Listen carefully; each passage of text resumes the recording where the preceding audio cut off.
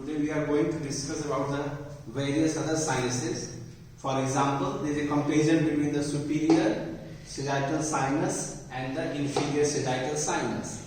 In this diagram, this is the superior sagittal sinus and this is the inferior sagittal sinus.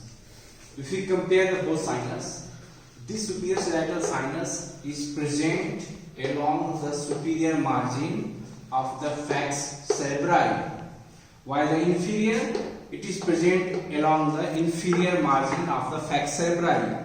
If it is the falx cerebri, it has the anterior end and the posterior end.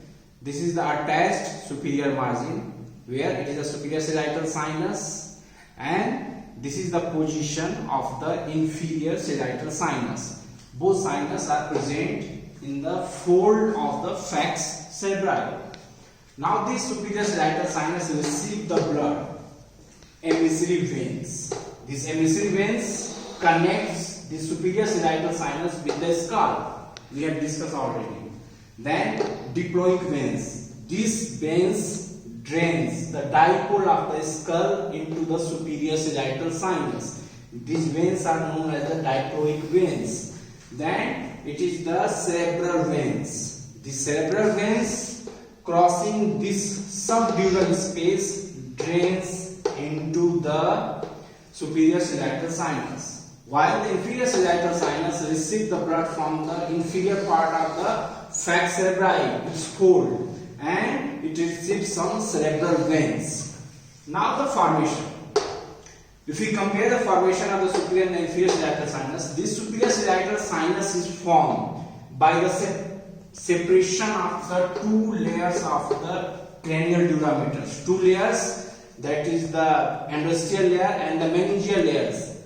These two layers separate and they form the superior sagittal sinus, while the inferior sagittal sinus is formed by the reduplication of these meningeal layers. This is the difference between the superior and the inferior sagittal sinus in the formation. Now the fate.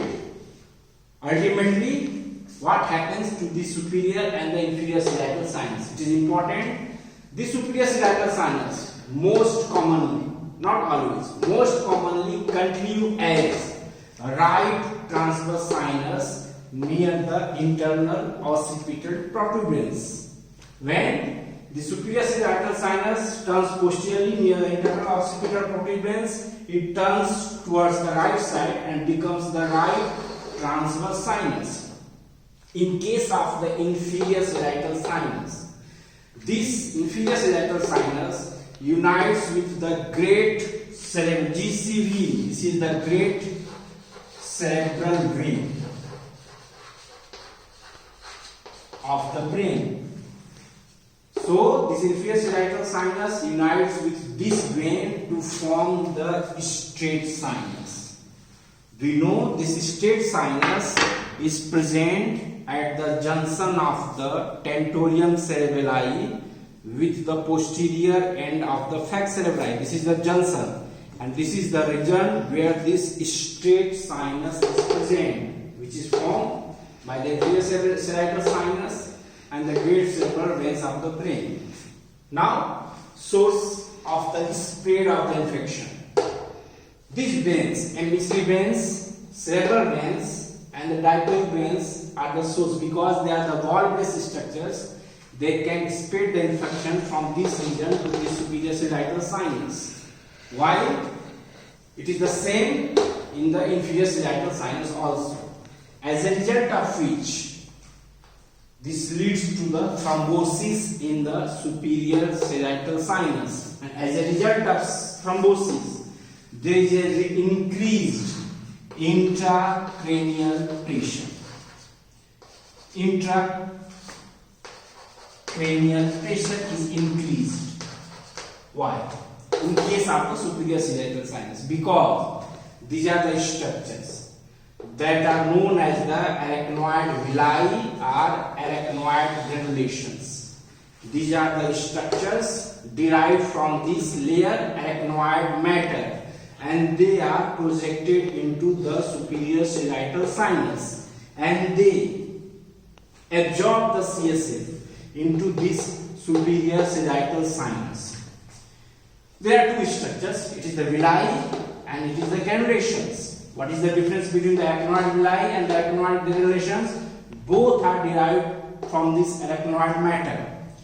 Villi, it is a microscopic structures, and this when villi unites, they aggregate to form these microscopic structures that is known as the arachnoid granulation.